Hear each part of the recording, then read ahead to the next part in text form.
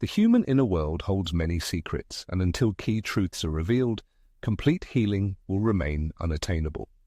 Regardless of the number of books read or hours spent in therapy, a part of the personality will continue to suffer as long as a deeply rooted truth remains hidden.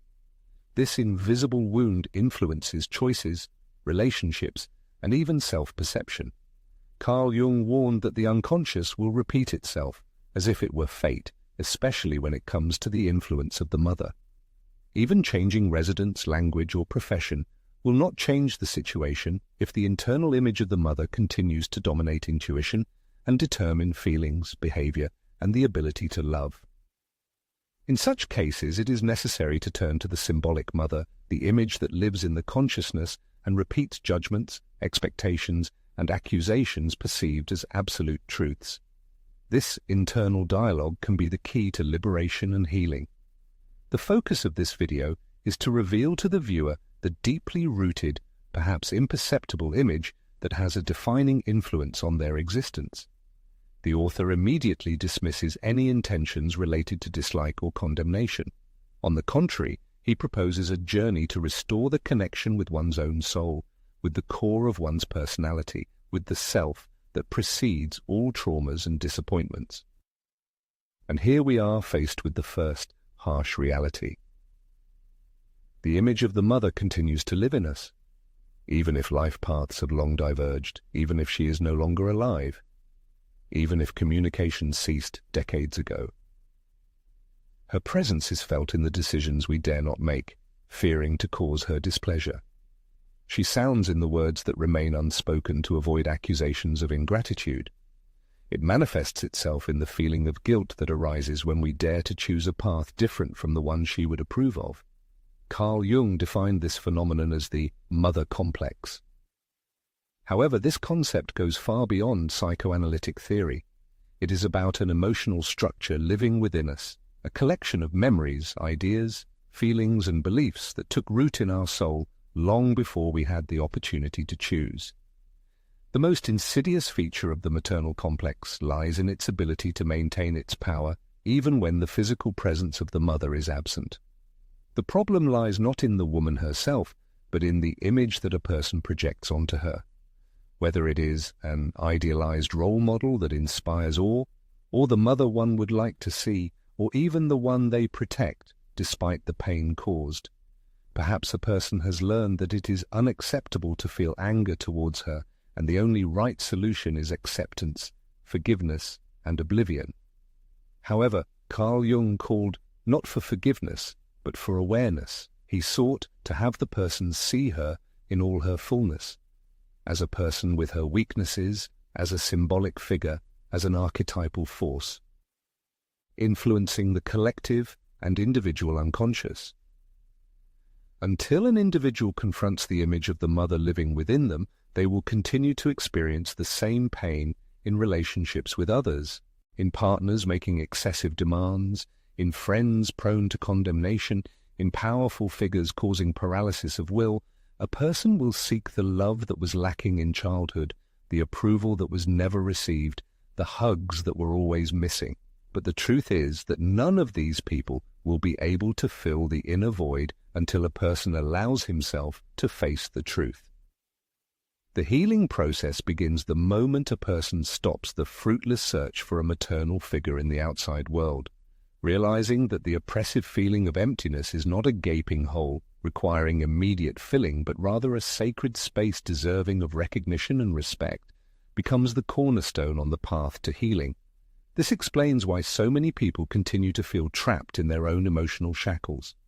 They vainly seek freedom where there is actually no prison, overlooking the need to explore the chamber they tirelessly carry within themselves. How many times in life has there been a feeling of impossibility to be oneself due to fear of disapproval from the mother? How often has one had to suppress their own pain in order to preserve the integrity of her idealized image?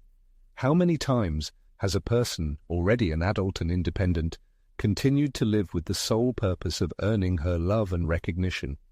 Carl Jung argued that the maternal figure as an archetype is not just the woman who gave us life. The mother is a fundamental image embodying both a creative force and a potential threat of destruction. The mother is both a womb and an abyss, light and shadow. And when this archetype remains unintegrated, it transforms into a veritable emotional prison, where the maternal figure becomes not only nurturing and caring, but also consuming and overwhelming. Do you experience a similar sensation? Do you feel this complex mix of love and guilt, attachment and fear? If so, know that you are not alone in your experiences. This is a reality faced by millions of emotionally deep, sensitive, and introverted people. People who learned early in childhood that to be loved, they must be obedient, to be valued, they must constantly please, and to exist, they must always be visible. People who carry quiet, subtle, yet no less painful wounds. But what if we entertain the idea that love for a mother can harmoniously coexist with liberation from her influence? What if genuine love lies not in safeguarding her feelings, but in recognizing that she too is a prisoner of circumstances? After all, before becoming a mother, she was a girl, and before inflicting pain on you, pain was inflicted on her. Perhaps she did everything she could, using the tools at her disposal, but this in no way diminishes the pain you experienced. This is where the turning point occurs. When the realization dawns that the task is not to try to change her or engage in confrontation, but to restore that invisible connection that still binds you to an image that has lost its relevance, and with this begins a personal journey. It is necessary to look within yourself, to encounter the image of the mother living in your consciousness, to engage in dialogue with her, to shed the tears that were not shed before, to express what was never said. This journey is undertaken not for the sake of revenge, but for the sake of gaining freedom. Carl Jung once remarked that the unlived life of parents has a colossal impact on those around them, and especially on children. Perhaps a person lives the life of their mother, bearing the burden of her pain, repeating her silence, echoing her fears. And perhaps it is time to put an end to this. Is a person ready to confront this invisible image of the mother within themselves? Are they ready to stop being a child striving to save, please, or prove their worth, and become an adult choosing their own path? If the answer is yes, take a deep breath. The path will not be easy, but it will be a personal one, and ultimately it may turn out to be what the soul has been waiting for many years. The freedom to be a whole person. In the next part of our exploration, we will embark on a fascinating journey into the depths of the great mother archetype, an eternal and powerful force that is reflected not only in the vicissitudes of each of our personal histories, but also in the collective unconscious of all humanity. We will strive to understand why the role of the mother in our lives goes far beyond simple parenthood, and how the awareness of this fact can become a catalyst for the deepest and most radical changes in our lives. A mother is not just a woman who gave us life and raised us. Her image is much older and deeper. She is present not only in the chronicles of our biography, but also in the very structure of our soul. And very often people trying to cope with personal emotional pain using rational methods overlook that they are actually dealing with an archetypal symbol that unites all humanity. Jung called this archetype the Great Mother, a collective universal force that manifests through our biological mother but is not limited to her. The feeling when a mother continues to influence our lives, even after her passing or at a distance, is an echo of an archetypal image that has not yet been realized. The connection with the mother is not just a connection with memories, it is a connection with an ancestral force that is still waiting for its recognition and understanding. Since time immemorial, the figure of the mother has been shrouded in an aura of mystery, penetrating myths and legends, religious teachings, and the depths of dreams, inspiring the creation of works of art. She appears before us in the images of Isis and Kali, Mary and Medea, embodying both the fertile land that gives life and the dark abyss ready to engulf. In this dualism lies the source of the confusion and numbness that binds many of us. From an early age, the image of the mother is formed as something sacred, inviolable, almost divine. And when reality does not correspond to this ideal, when the mother turns out to be detached, oppressive, manipulative, or emotionally unavailable, a breakdown occurs in the soul. But how dare you accuse someone who seemed holy? How to resist a deity? As a result, the pain is hidden deep inside, subjected to rationalization, spiritual reinterpretation, premature forgiveness. Attempts are made to understand the mother's motives, to accept her actions as the best she was capable of. While all of this may be true, the subconscious carefully preserves another, more bitter truth. The truth about the pain inflicted. The problem is that this wound does not remain in the past. It penetrates the very essence of the personality, defining relationships with others, affecting self-esteem, generating a fear of making mistakes, hindering the establishment of trusting relationships, and causing panic at the possibility of rejection. Often a person does not even realize that they are reproducing the same destructive patterns of behavior in various situations with different people over and over again. Until the archetype of the mother remains distorted within, life will revolve around this dark shadow, preventing one from breaking out of the vicious cycle. Consider the life path of Helena, a 52-year-old woman who has dedicated herself to caring for others. From a young age, she was instilled with the belief that her purpose was to serve and that caring for her own needs was a manifestation of selfishness. Refusal to help was considered an unacceptable cruelty.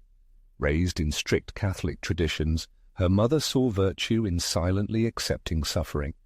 Helena married early, dedicating herself to her family and children, strictly adhering to generally accepted norms. And now, after a day filled with caring for grandchildren and a sick mother-in-law, she immerses herself in the silence of the living room, feeling an inexplicable emotional emptiness, a fatigue that goes beyond physical exhaustion, and a longing for the unfulfilled, caused by the relentless passage of circumstances. She has never lived for herself, and any thoughts of change evoke feelings of guilt and fear, because the voice of her mother still echoes in her mind. Helena does not feel animosity towards her mother, but she did not allow her to realize herself outside the role of a servant. This is the essence of this archetype. Another example is Ricardo, a 41-year-old successful professional striving for perfection in everything. However, each of his victories is overshadowed by a sense of bitterness, as if he is trying to run away from something. He is overcome by anxiety and tension, and he finds it difficult to relax. In relationships, he often feels like a helpless child, constantly needing approval or, conversely, completely isolating himself from his partner. His mother was domineering and overly protective. From the age of 10, he heard from her that he was the man of the house and should protect everyone and everything, and today he feels the burden of responsibility for the well-being of those around him, without receiving care in return and not knowing how to ask for it. His emotional compass was set on external landmarks, on meeting the expectations of others, and now in adulthood he asks himself, who am I when I am not trying to please others? These stories are not an exception, but rather a reflection of a common problem. The names and circumstances change, but the essence remains the same, a soul imprisoned by a distorted image of the Great Mother. The most tragic thing in this situation is that many victims feel guilt and ingratitude for expressing their pain, as if its expression is a betrayal. However, as Jung argued, healing comes not through idealization or hatred of the mother, but through perceiving her as a symbol. It is necessary to realize that behind the image of a real woman lies an ancient force with which it is necessary to reunite. Awareness of the figure of the mother is of paramount importance, because otherwise a person risks unconsciously projecting their own strengths, creative potential, and desire for independence onto her. Unresolved relationships with the mother can lead to the fact that even a mature person will behave like an emotionally immature child, constantly needing approval and permission for a full life. Fear of possible punishment makes one avoid conflicts, and the need for love pushes one to self-sacrifice.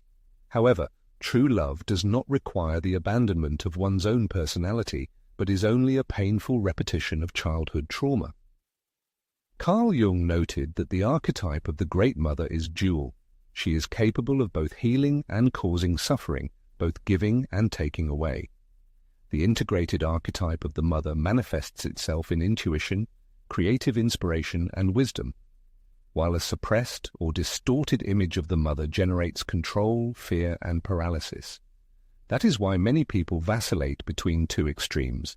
They idealize their mothers, seeing in them infallible saints and suppressing anger, or, conversely, they demonize them, entering into endless conflicts. Neither of these paths leads to healing, since both are a kind of trap. The only way out is integration, that is, accepting the Mother in all her complexity and contradictions. Integration is the process of recognizing in the Mother not only a parent, but also a person with the full range of human qualities. This means accepting her as a person with her strengths and weaknesses, experiences perhaps hidden from the eyes of children, and a rich past that existed long before their appearance in the world. Integration also involves allowing oneself to experience one's own emotions, including pain and sorrow. This is about freeing the inner child who still needs emotional support and acceptance, regardless of age. Even if vulnerability with one's mother was not possible in the past, the opportunity for it always remains. Denying this need can lead to negative consequences manifesting as self-sabotage of personal aspirations, the destruction of interpersonal connections, and even physical ailments. A mother symbolizes not only blood ties but also a connection to the earth, intuition, physicality, and the cyclical nature of life.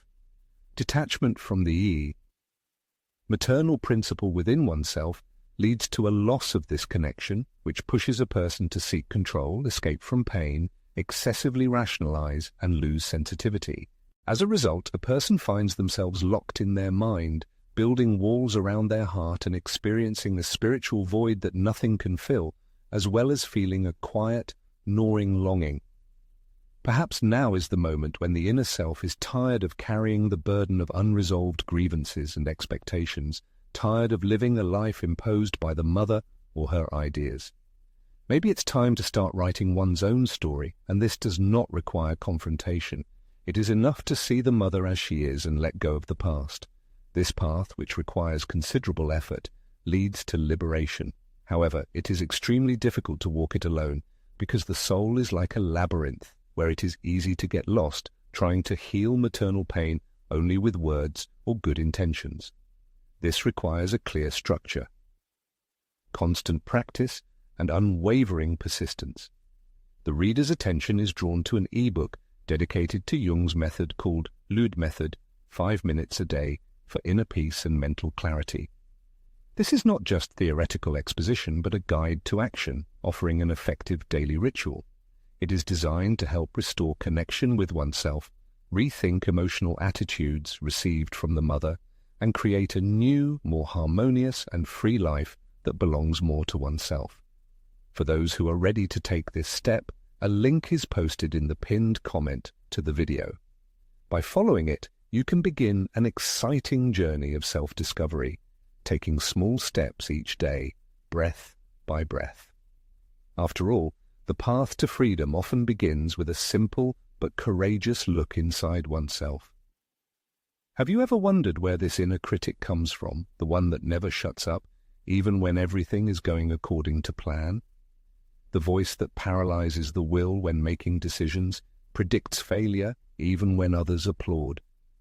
Sometimes this is taken for the voice of conscience, sometimes for a heightened sense of responsibility. But what if this voice is nothing more than an echo, a learned reflection of the image of the mother who raised you, or the mother you so lacked? Carl Jung called this phenomenon the inner mother, emphasizing that it is not about the real mother of flesh and blood, but about a psychological structure, a symbolic image formed in early childhood and rooted in the depths of the subconscious. This is the result of everything that was said and not said, everything that was felt but did not find a way out, every gesture, every absence, every look. It is a mirror in which a person learns to understand who they are, or who they need to be to earn love, even before they utter their first word. It is this moment that many do not dare to face. The inner mother subtly but powerfully controls the emotional lives of many adults.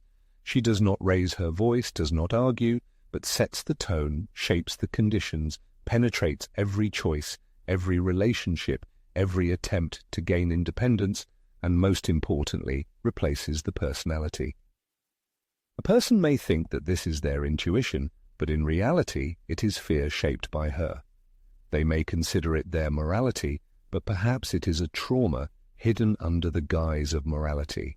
How many decisions have been cancelled due to fear of not meeting expectations that no longer exist? How many times have you had to remain silent and belittle yourself, shaping your personality not under the influence of circumstances, but because of an invisible feeling of guilt that does not even have a name?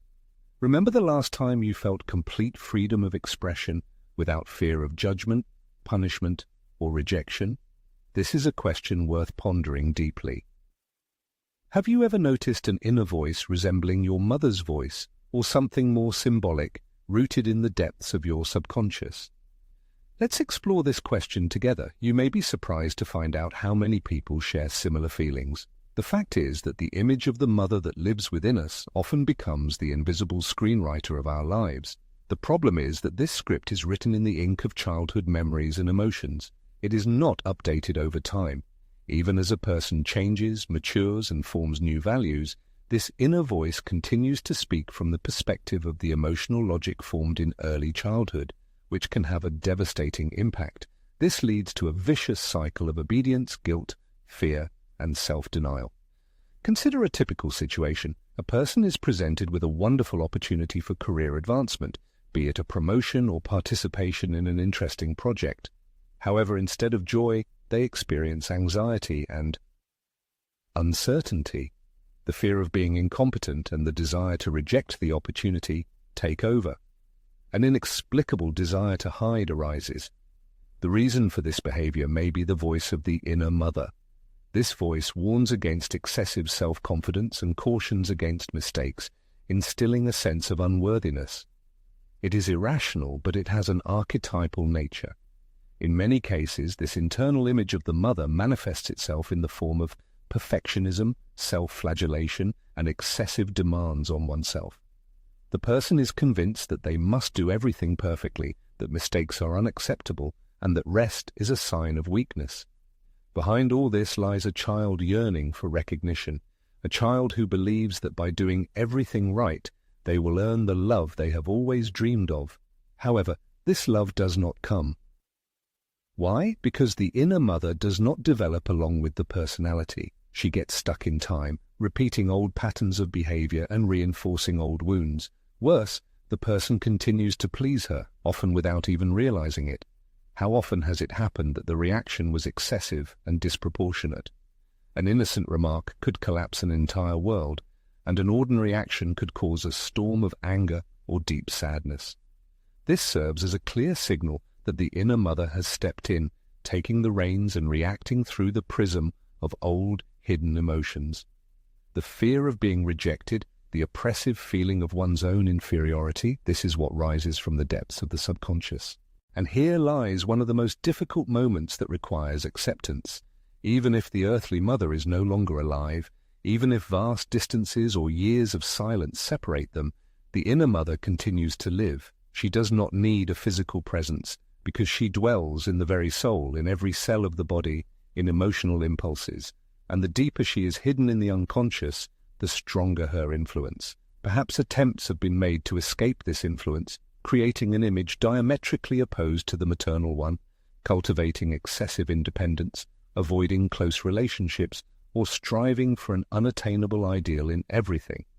However, fleeing from the inner mother is like trying to escape one's own shadow. It does not disappear, but only changes its appearance, continuing to haunt in new forms. Imagine the possibility of seeing this inner essence clearly, not as an opponent or a monster, but as an integral part of oneself, as a fragment of the past that needs to be reclaimed. This is necessary to separate the true self from her echoes. What would then change in life? This is where the deep process of individuation begins. Jung teaches that healing is achieved not through the destruction of this inner mother, but through the establishment of new relationships with her. The main thing is not suppression or criticism, but open dialogue. It is necessary to listen to her, to say the words that have never been spoken, to give the mature self of the present the opportunity to introduce itself to this figure, frozen in time. This process is far from theoretical. It is deeply emotional and symbolic.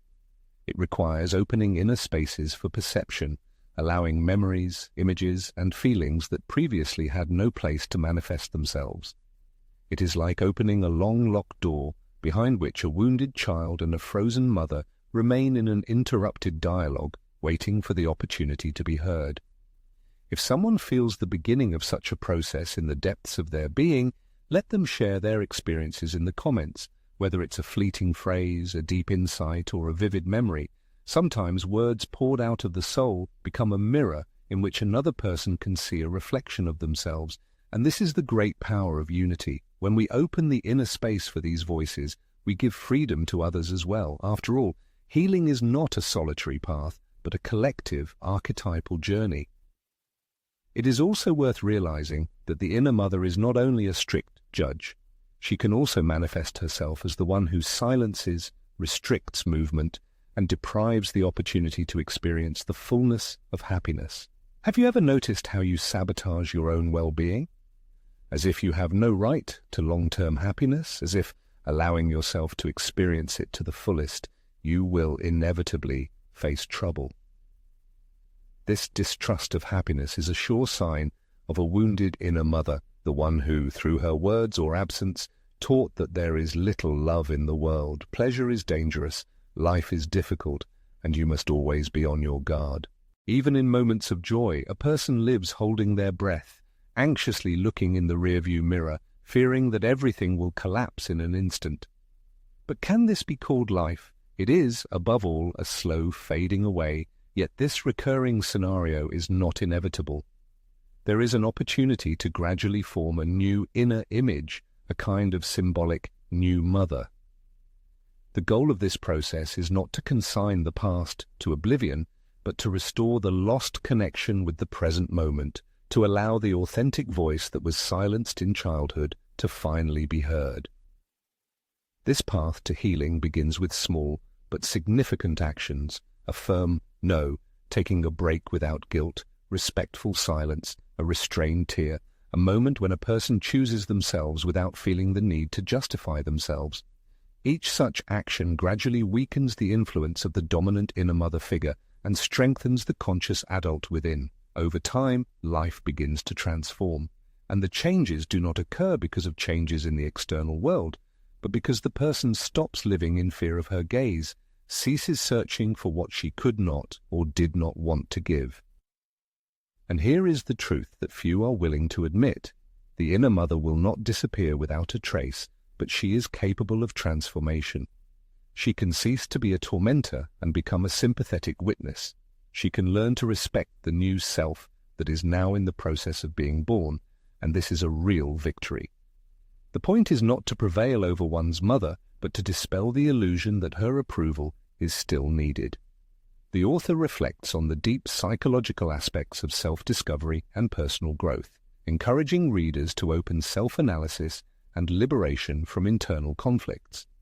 Particular attention is paid to the influence of the maternal figure on the formation of personality and the need for psychological separation from her to achieve genuine individuality. According to the author, an important step on the path to oneself is the realization and overcoming of emotional dependence on the mother. This process, symbolizing not rebellion or ingratitude, but a desire for psychological freedom, allows a person to stop living to please others and start being guided by their own values and needs. The author notes that this process of individuation, deeply explored by Carl Jung, represents a transformation from a conditioned ego to a true self. For this transition to be possible, it is necessary to break the invisible bonds that bind a person to an unresolved maternal complex, which is a painful but liberating step. However, why does the separation process seem so complex and painful? The reason lies in the fact that the child's consciousness perceives separation not as a natural stage of development, but as a serious threat to its existence.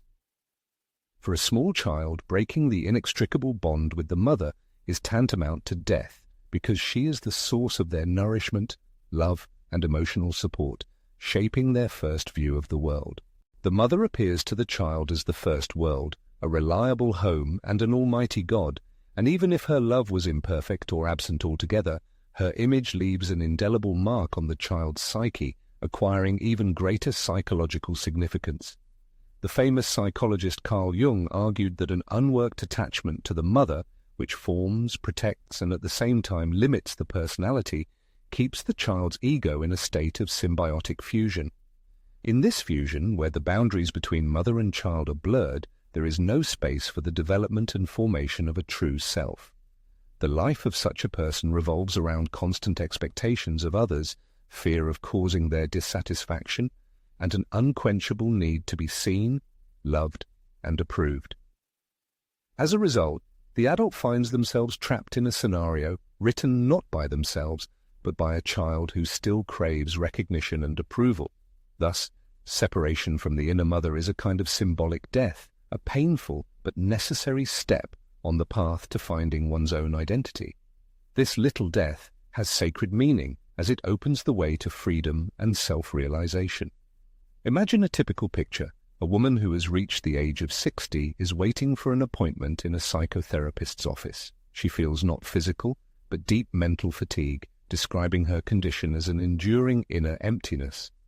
Throughout her life, she followed generally accepted norms. She was an obedient daughter, a devoted wife, and a caring mother. All her efforts were directed towards the well-being of others, while her own needs remained in the shadows. She served as a support for her family, but now, when the children have grown up, the marriage has entered a phase of calm, and time is relentlessly moving forward. She wonders about her identity. Who am I, really? Through tears, she confesses, I never chose myself. I lived someone else's life. Stories like this are quite common. A study conducted by Harvard Medical School in 2021 revealed that 74% of women over 50 feel their personality was shaped by family expectations. This isn't an expression of ingratitude or regret, but rather a belated, yet still relevant, call for self-determination, for rebirth. However, this process is fraught with pain and the need to dismantle old beliefs. Carl Jung asserted that the first liberation is the separation of the body at birth, and the second is the liberation of the soul. But in the latter case, there is no external helper. Inner courage is required. This isn't about separating from one's biological mother, but about freeing oneself from the internal beliefs she represents, from the desire for approval, from the belief that being good enough can earn love, from the willingness to sacrifice one's truth for the slightest sign of affection. Astonishing data has been released by the Institute for Family Studies. Adults who haven't undergone a conscious, psychological separation from their family of origin are 50% more likely to experience chronic anxiety disorders. This condition is explained by the fact that living with an ego inextricably linked to the past means existing in the present only physically, while the soul remains in another dimension of time. No soul can endure such disharmony for long without negative health consequences. So, how do you break this vicious cycle? How do you escape a symbiotic relationship without feeling remorse towards the person who gave you life? The first step towards freedom is recognizing that separation isn't betrayal, but a sign of maturity. Love for the mother doesn't disappear, but blind worship of the childhood image created in the imagination ceases. The soul must abandon the myth of the ideal mother in order to accept and love the real woman, and, most importantly, stop searching for her replacement in other people, partners, bosses, mentors, spiritual leaders. This is why, despite all efforts, love relationships often fail. Instead of building a connection with a real person, there's an interaction with a projection of the mother, whom one still hopes to win over. Any expression of rejection, criticism, or lack of attention resonates painfully, awakening old wounds. Understanding how much this holds one captive is key, and this captivity has a name: psychological infantilization.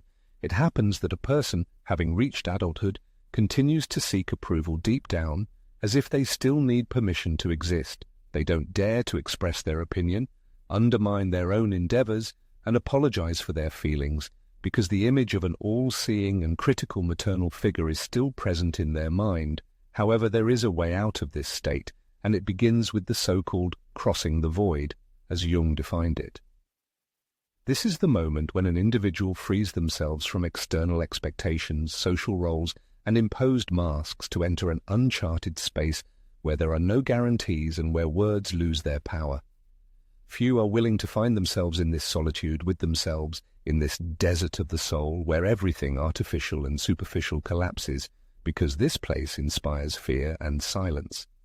But it is in this desert that true freedom is born. Here a person finds their own voice, and here the symbolic power of the mother loses its strength. Has anyone experienced existential emptiness? Has it ever happened that, fulfilling all the roles prescribed by life, there is still a lack of something important? Let's turn this space into a mirror, where expressing our feelings in words we can heal, and by reading others, recognize ourselves. Separation from the internal maternal figure marks the beginning of the ego's restructuring. Jung argued that the true ego doesn't strive for superiority, but is in harmony with itself. The manifestation of the true self becomes possible only when the ego is freed from the shackles of the past, when it stops unconditionally following the voice of the mother, whether in an effort to earn praise or in an attempt to avoid her influence. At this moment, a vivid image is born, the symbolic birth of a truly mature personality. This event takes place without witnesses, without celebrations, often accompanied by deep sadness. Grief for a lost childhood, for illusions that are destined to die, for dreams that have long sustained hope. However, the mourning is followed by emptiness, bringing clarity with it. Perhaps for the first time a person looks in the mirror and says, "Now I am me." There is no arrogance in these words, only humility, gratitude, and an awareness of the truth. It is in this moment that the reinterpretation of one's own history begins. No more stories of the obedient daughter, the son who provides for the family's well-being, or the exemplary child, but stories of a soul that finally asserts itself, sets its own boundaries, chooses its own path, creates personal rituals, and learns to accept itself as it is. There is an even deeper meaning in this idea. When a person goes through this process of transformation, they not only restore their own integrity, but also have a beneficial impact on the past and future of their lineage. They become a conscious link, someone who breaks the vicious cycle of repetition, giving future generations the opportunity to love without the burden of the past. They become someone who is capable of caring without sacrificing themselves, who exists without the guilt that corrodes the soul. As Carl Jung stated, the greatest gift a person can give to the world is consciousness. This awareness awakens when an individual breaks free from the illusory image of the all-powerful mother and accepts their own unique existence in this world. The task of a person is not to blindly continue the history of their ancestors, but to complete it, to give it a noble ending, to turn it into a new, inspiring song. This process begins here and now when a person decides not to live in fear of separation, realizing that separation is not a loss but a birth. Every true birth is preceded by painful sensations, but they are always followed by a promise that on the other side awaits something that was never taken away but only forgotten, one's own unique soul. A person is not born to live someone else's existence, not to reflect someone else's suffering, not to silently copy the actions of their caregivers in the vain hope of finding long-awaited love. However, the sad reality is that many, without realizing it, turn into pale shadows of their own history, into keepers of someone else's memories, into infantile adults under the powerful emotional control of their mothers who may have already left this world but still rule in their thoughts. This is the insidious essence of the maternal wound, a deep, quiet, and psychological trauma that, remaining in the shadows, not only causes pain, but also subtly controls a person's life. It seems to them that they are making decisions independently, but deep down they are only obeying invisible commands, dooming themselves to failures, self-sabotage, tangled love affairs, and repetition of painful cycles that they once vowed to get rid of. All this happens because in their heart there is a glimmer of hope for recognition, approval, and love. But the missing love cannot be found in the past, and the recognition that was never received cannot come from those who are not even able to know themselves. The key lies in a courageous and unbiased analysis of the psychological consequences of the trauma experienced. It is important to name the symptoms that torment the soul, because only what has taken verbal form can be healed and transformed. Then the understanding will open up as to why, even with external well-being, the past occasionally reminds of itself, why certain relationships bring suffering, and why, despite all efforts, a person does not leave the feeling of an unbearable burden. These symptoms are not accidental, but a kind of language in which the soul cries out for long-awaited freedom. The first harbinger of impending change is the inner voice that sows doubts and undermines faith in one's own strength.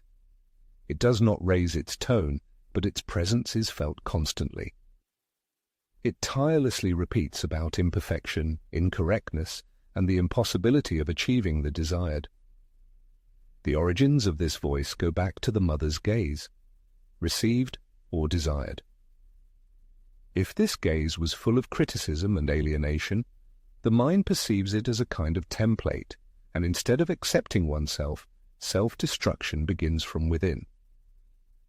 The second characteristic sign is the crippling fear of independence. Some force holds a person back even when they strive for freedom, for the opportunity to say no and choose their own path. This may be an echo of ancestral guilt, unconscious loyalty, a subconscious thought that the fullness of life is a kind of betrayal towards those who gave this life. How often it happens that people stop halfway to their goal, feeling that they have gone too far, that it is impossible to be happy without experiencing guilt. The third sign manifests itself in recurring scenarios in personal life. A person seems to attract those who are a reflection of the pain experienced in childhood, those who tend to ignore, control, despise, or suppress. And this is perceived as fate, karma, or simple bad luck. However, as Jung noted, this is nothing more than an unconscious search for compensation. The subconscious strives to rewrite history, this time with the hope of being noticed and heard. Trauma repeats itself, not to perpetuate itself, but to offer a chance for healing, provided, of course, that the person is aware of what is happening. The fourth sign is internal censorship. It's difficult for the person to express themselves, trust their own opinions, or openly show their true nature. Many live as if constantly hiding, fearing punishment for being too noticeable, too emotional, or too ambitious. This suppression is a direct result of the emotional atmosphere where spontaneity was either punished or ignored, where being oneself is unsafe, where love is conditioned on meeting certain standards. The fifth, very characteristic sign is inexplicable apathy, chronic fatigue arising without apparent cause, a noticeable lack of vital energy, emotional detachment. The body, like a faithful indicator, begins to signal the weight of the burden that the soul has carried for many years. As Jung astutely noted, everything that avoids awareness sooner or later manifests as fate or a painful symptom. Indeed, the roots of many emotional, psychological, and sometimes physical ailments lie in the very pain that a person has never dared to face. However, perhaps the deepest and most poignant sign of a maternal wound is an all-consuming sense of homelessness, inexplicable longing, a feeling of a gaping void, a sense that something vitally important is constantly missing. Despite all efforts, it's as if the person is constantly one step behind their own life. They are in constant search of the perfect place, a kindred spirit, a cherished moment, something that will finally bring long-awaited peace. But true peace usually lies not in the hazy distances of the future, but in reconciliation with the past, in the courage to break the vicious cycle, in emotional independence from the bonds that hold one captive. So how do you find a way out of this labyrinth? How do you break established, destructive patterns? It all starts with awareness, with the ability to name one's feelings, with ruthless honesty with oneself, with acceptance as a given. Yes, I carry this wound within me. Yes, it has influenced my life. But no, I will no longer allow it to dictate how I live my life. This internal statement is the first crucial step on the path to freedom. The second, no less important step, is to allow oneself to experience all the feelings, to give free rein to tears, anger, sadness, and disappointment. Many people, unfortunately, become ill, mistakenly believing that honoring parents implies suppressing any negative emotions. But, as Jung wisely noted, true love becomes possible only with emotional separation, when a person begins to see their parents not as all-powerful gods or evil monsters, but as ordinary people with their weaknesses and shortcomings. You hurt me, but I still choose to free myself from this pain, not to hurt you in return, but to heal myself. The third stage on the path to healing is a daring break with the vow of silence, boldly declaring what has been experienced, whether in speech, in writing, or in creative self-expression. After all, emotional pain flourishes in silence and secrecy. Publicizing experiences dispels the spell of trauma and returns to the person the lost strength. It is important to note that this process does not necessarily have to be public. Intimate diary entries, personal letters, or symbolic rituals can become the channel through which internal experiences take shape and begin to circulate, starting the healing process. The fourth stage involves creating a new internal support, a symbolic new mother who will become a reliable guide on the path to recovery. This new image does not arise instantly, as if by magic. It is formed gradually through systematic and conscious choices, daily self-care, and cultivation of a loving inner voice. Small but significant gestures, such as "now I protect myself" and "now I see myself," strengthen this new inner connection.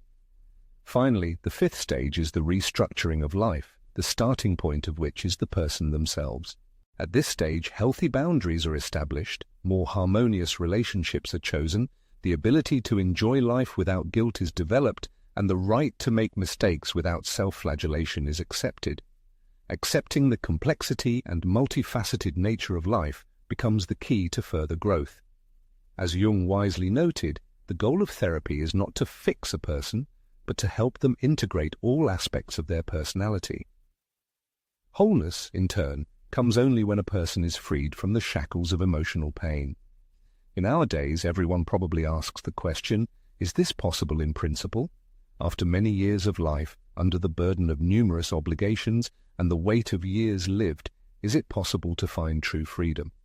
The answer is unequivocally yes. It doesn't matter a person's age, their life path, or their past. There is always time to achieve wholeness. There is always an opportunity to return to yourself, to your true essence.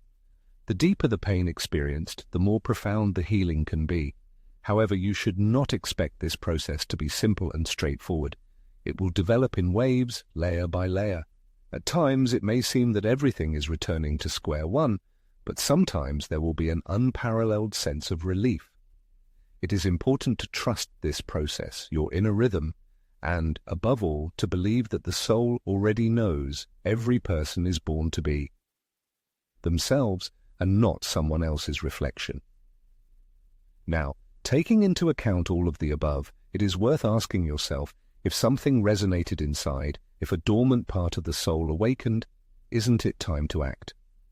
In the following, a detailed, profound, and sensitive guide will be presented to help apply the knowledge gained in practice. A person will be able to clearly understand how to begin their journey to emotional, symbolic, and spiritual freedom, respecting their own boundaries and honoring the past. This is a chance to stop just understanding and finally start transforming. Let's meet on this path. True healing is not a magic act, not a fleeting insight, and not a sudden awakening in the middle of the night.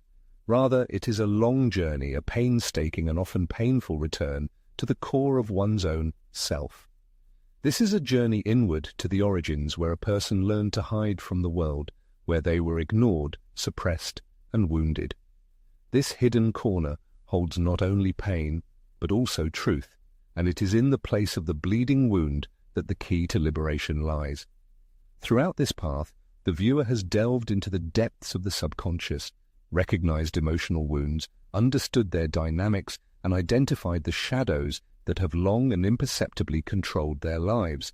It becomes obvious that the maternal wound goes far beyond the relationship with the woman who gave birth to you. It has an impact on the internal structures of personality, determining the manner of loving, reacting, and existing. Now is the time to turn awareness into action, because simply knowing is not enough. Knowledge must become practice, and practice must become ritual. The presented plan is not just a list of tasks, but a symbolic map that includes a set of living, emotional, and strategic steps that can transform the relationship with oneself, provided they are performed sincerely. 7 directions, 7 movements, 7 commitments. Each of them is a step on the path to the soul's return. 1. Self-knowledge through awareness. Discover your inner world. For 7 days, find just 5 minutes a day to record the fleeting thoughts that arise in your mind. It is especially important to pay attention to the moments when you feel defenseless, experience guilt, depression, or indecision. Write down everything that comes to mind without resorting to self-censorship. Phrases like, "I have to make a good impression. If I do this, I will be rejected. I have no right to make a mistake. I will let them down." All this is a reflection of the voice of your inner critic, often referred to as the inner mother. By bringing these thoughts to the light of consciousness, you begin to distance yourself from their automatic influence. Remember, what becomes an object of observation loses its power, and what is hidden continues to control you. 2. Reunion with the inner child. Revive the lost connection. Find your childhood photo where you are approximately 5 to 9 years old.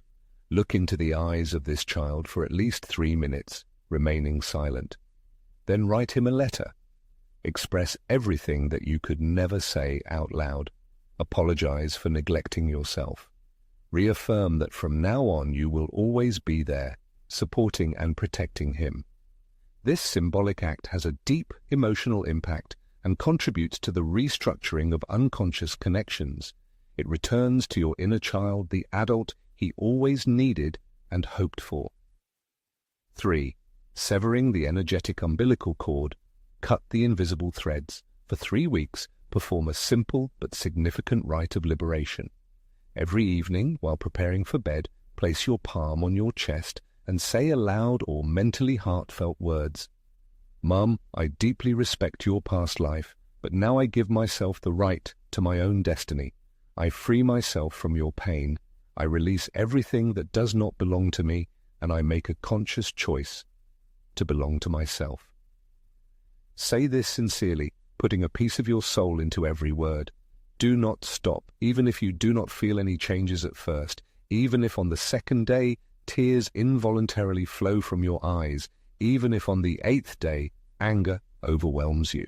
This practice is aimed at resetting the emotional subconscious. You are not destroying the connections themselves, but the painful dependencies that shackle your freedom. 4. Return to corporeality. Break free from the mental prison. The mother wound manifests in physical sensations. Guilt finds refuge in the body. Fear takes root within. Suppressed love manifests as illnesses and ailments. Therefore, it is essential to choose a bodily practice that involves attentive listening and complete presence in the moment. This could be a mindful walk in nature, yoga, spontaneous dance movements, or even simply lying on the floor with closed eyes for 10 minutes, allowing yourself to feel the weight of your own body. The key is to establish a strong connection with your body.